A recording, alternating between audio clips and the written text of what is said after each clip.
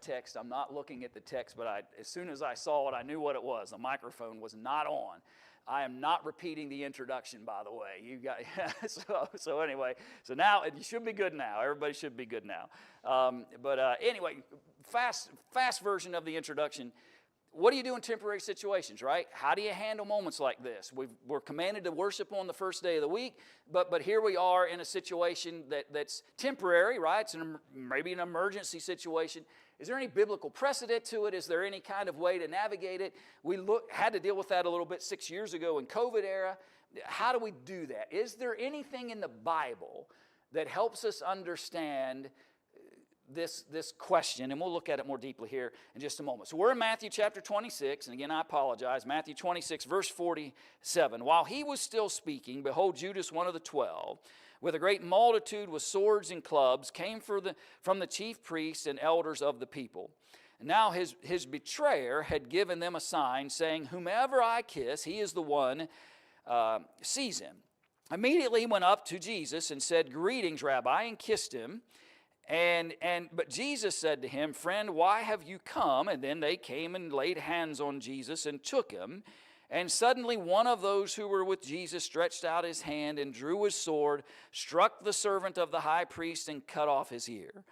But Jesus said to him, put your sword in its place, for all who take the sword will perish by the sword. Or do you think that I cannot now pray for my Father, to my Father, and he will provide me with more than 12 legions of angels? How then could the scriptures be fulfilled that it must happen thus? In that hour, Jesus said to the multitudes, have you come out as against a robber with swords and clubs to take me? I sat daily with you teaching in the temple, and you did not seize me. But all this was done that the scriptures of the prophets might be fulfilled. Pause for a minute. So that's the scene, right?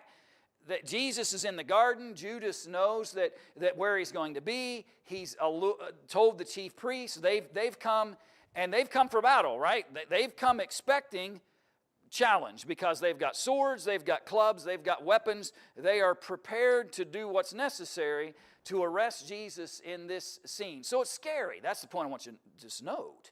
Here are the disciples that generally, and we know Peter had a sword, right? Because he's going to bring it out here in a minute and cut the ear of Malchus off.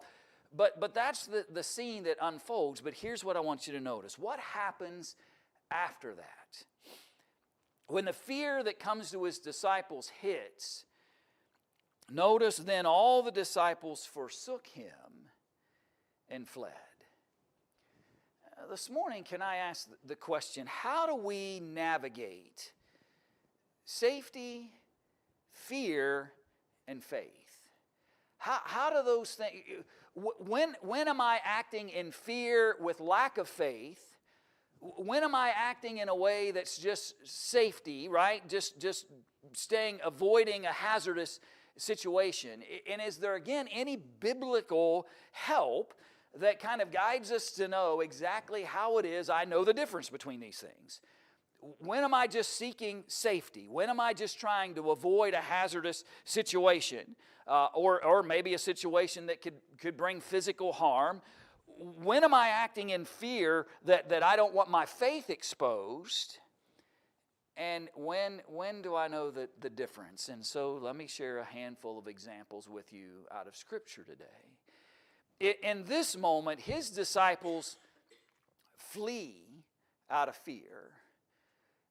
But I want you to think about the fact, though, that they flee out of fear in a weakened faith moment. And you say, well, how do you know that? Well, I think we can deduce that in a way, conclude that in a way, because of how it is they acted afterwards, right? They live in denial that he's going to be raised from the dead. They kind of are hiding out in a sense while they wait to see what happens. They don't necessarily immediately trust the information that Jesus has been risen from the dead. I think that their response of watching this one they'd been following, this teacher, the rabbi, if you will, that they had been disciples of for a period of time, now all of a sudden he appears to be in a weakened state. As he allows for them, even though he tells them I could call for legions of angels if I really wanted to fight a battle,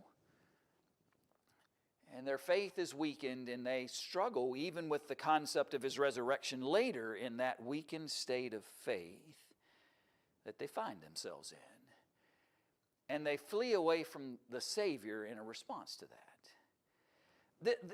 What's your point, preacher? My point is, this isn't just about they're afraid of what might happen to them because there's men with clubs and swords. This is a moment of weakness where they're not sure they want to stand up for Jesus in this scene. Do they still want to be associated with him? Do they still want to stand firm, even though now they've got doubts and reservations? This is a faith issue as much as it is a safety issue. In fact, so much so that Mark's record of the same scene basically wants us to understand the same moment. The same situation is described by Mark there in the early part of, or in that section right before verse 50 of Mark 14. But then just notice, he records it for us as well. Then all forsook him and fled. This just isn't, I'm getting away, the idea of forsook him, right? They aren't just fleeing for safety, they are forsaking Jesus. There's a difference between somebody seeking a safe situation or a safer situation and somebody who's actually forsaking their commitment, their faith, their recognition of their relationship with Jesus. And if you could only imagine as this scene unfolds, how they begin to separate themselves from Jesus. I think the same thing could be evidenced when it comes to Peter over in Luke chapter 22. In Luke chapter 22, notice this familiar scene as Peter, in some ways you might argue, he had at least enough courage to kind of follow the entourage, right? He follows from a distance, but he kind of stays close enough to kind of know where they took Jesus. He's standing outside warming himself by the fire, right? You get that imagery in your mind. Pick up the history of that scene in verse 54 of Luke chapter 22. Having arrested him, that is Jesus, they led him and brought him into the high priest's house, but Peter followed at a distance. Now when they had kindled a fire in the midst of the courtyard and sat down together, Peter sat among them. And a certain servant girl, seeing him as he sat by the fire, looked intently at him and said, "This man was also with him." But he denied him, saying, "Woman, I do not know him." After a little while, when others saw him and said, "You also are of them," but Peter said, "Man, I am not."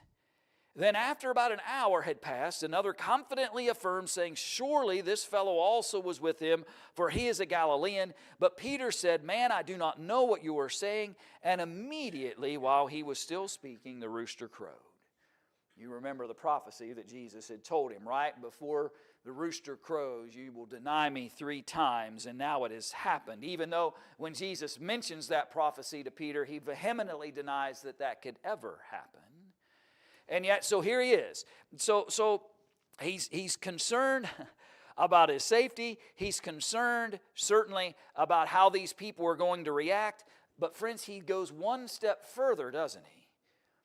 The disciples may have been afraid of men with swords and clubs. They may have reacted in fear because Jesus didn't choose to bring angels. Jesus didn't choose to defend themselves physically in that scene in the garden. So it's one thing to think that they fled because of that fear, but notice in both Mark's account and in Matthew's account, the word forsook is also used.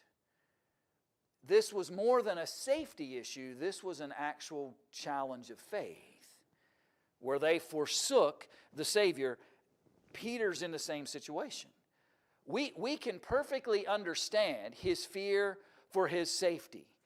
These people around this fire, and right, we understand they are pressing him and they're challenging him. But Peter goes one step further when he denies even knowing who Jesus is.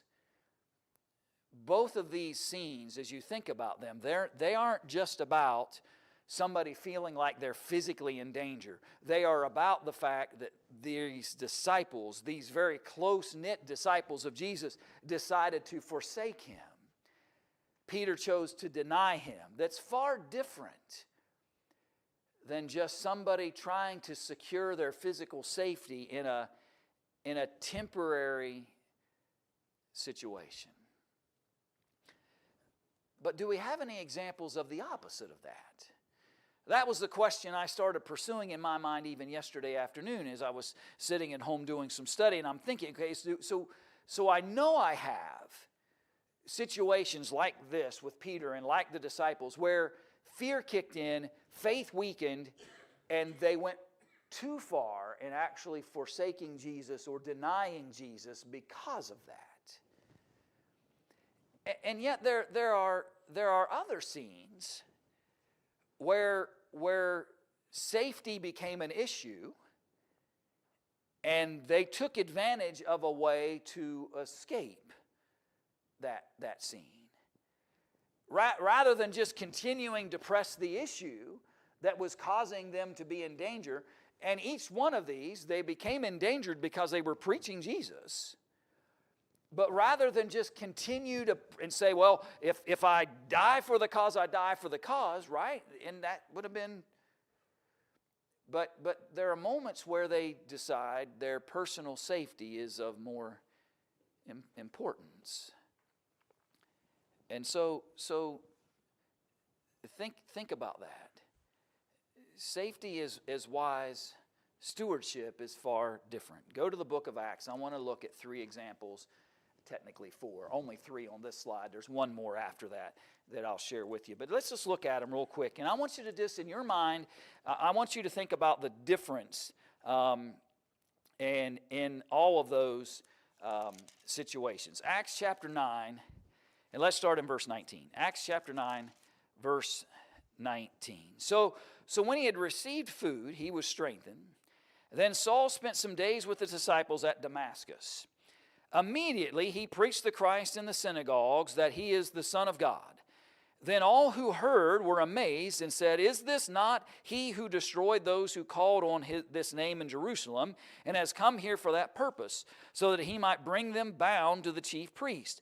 But Saul increased all the more in strength, and confounded the Jews who dwelt in Damascus, proving that this Jesus is the Christ. Quite a turnaround, right? In the life of Saul of Tarsus. One minute, he's heading to Damascus to take prisoner anyone who's connecting themselves to Jesus. The next minute, he understands the message of Jesus. He arises and is baptized. Acts 22 illustrates to us. And he begins to even confuse the prominent Jews in Damascus about this newfound message, if you will, that he begins to immediately preach. Verse 21, then all who heard were amazed and said, is this not he who destroyed those who called on his name in Jerusalem, and has come here for that purpose, so that he might bring them bound to the chief priests? Saul increased all the more in strength, confounded the Jews that dwelt in Damascus, proving that Jesus is the Christ. Now after many days were passed, the Jews plotted to kill him. But their plot became known to Saul, and they watched the gates day and night to kill him. Then the disciples took him by night and let him down through the wall in a large basket. Is Saul reacting to fear for his life? Yeah, he is. And there are those followers of Jesus present, disciples, believers, that are there in Damascus who recognize that there is this plot against the life of Saul, and they need to find a way to get him out of town. Did he forsake Jesus because he sought safety when his life was put in harm's way for the cause of Christ? And I hope you understand what the connection I'm trying to get us to understand here. His life was in danger because of his faith and because of his preaching of the message of Jesus. Should he have rather just stayed in Damascus and faced whatever consequence? Did he show weakness of faith by jumping in a basket and being let down over the wall to be able to get out of Damascus? Is this the same as Peter's denial around the fire, as the disciples fleeing and forsaking Jesus in the garden? And my answer to that, friends, and my conclusion is no. They're different, aren't they?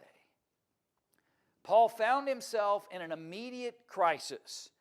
There's a plot against his life because he's preaching Jesus.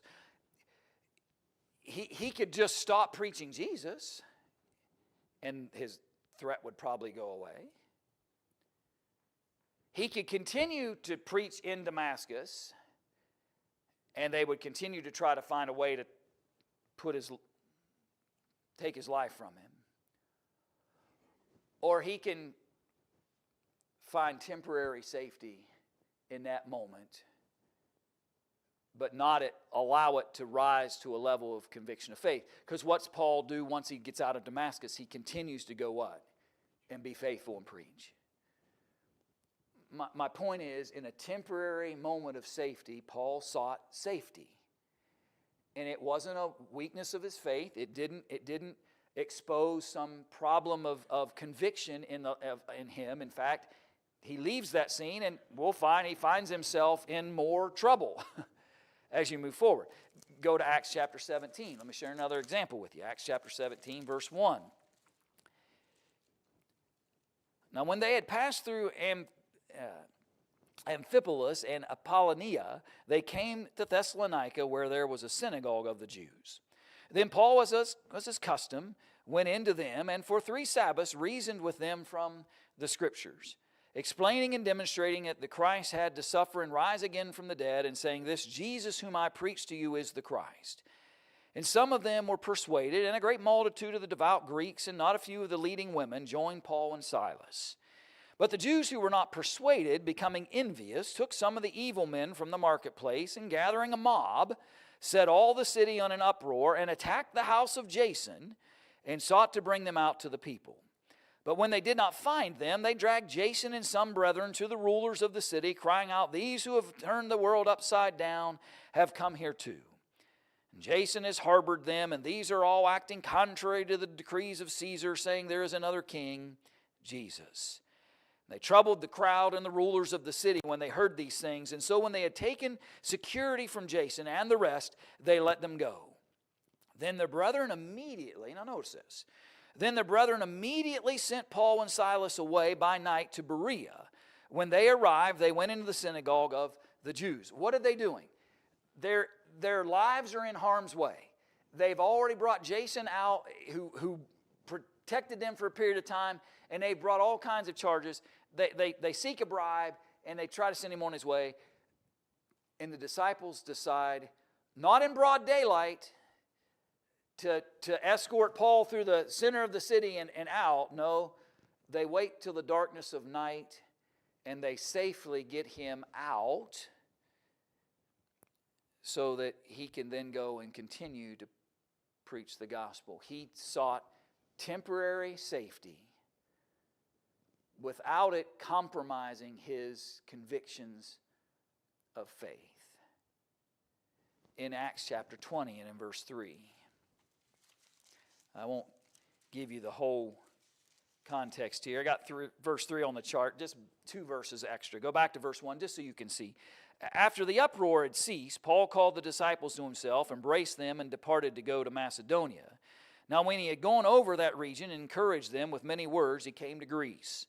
He stayed 3 months, and when the Jews plotted against him, as he was about to sail to Syria, he decided to return through Macedonia. Okay, so they figure out what's his travel plans. What's Paul do? Does he just say, no, that's where I need to go and preach?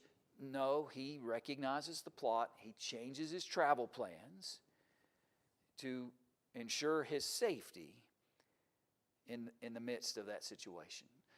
In all 3 of these occasions, a temporary problem created a safety issue for his life, And Paul sought that safety, but did not allow it to affect his convictions of faith.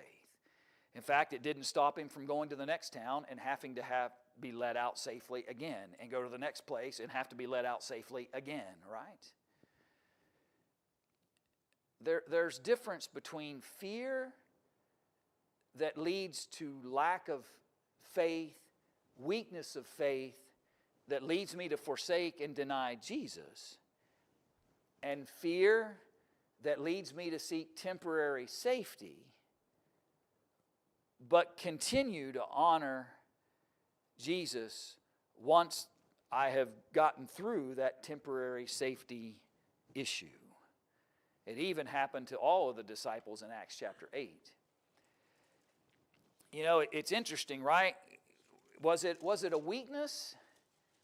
When, right, this is Saul of Tarsus time, right? This is right after the Stephen becomes that first Christian martyr, we often refer to it as. This is that moment when Stephen's life was just taken because he's a believer. Now what do? Saul was consenting to all that, decides to persecute the church as much as he can, verse 1. The devout men have now taken Stephen for his burial in verse 2. Now verse 3. As for Saul, he made havoc of the church, entering every house and dragging off men and women, committing them to prison. Therefore those who were scattered went everywhere. But notice, preaching the word. They sought temporary safety. It was not safe for them to continue to be in Jerusalem. It was not safe for them to stay. I would argue, and I think you can go into some other texts, particularly some things Paul writes to Galatia, and you can see where a lot of folks had come into Jerusalem for the Pentecost, heard the message of Jesus being preached by the apostles, and stayed. Now it becomes dangerous for them to continue to stay in Jerusalem. So they sought safety by heading back to their homelands. But notice, it didn't change their convictions of faith. They, for the moment, took temporary precautions to ensure their physical safety, but maintained their convictions of faith and went out and continued to preach the gospel of Jesus.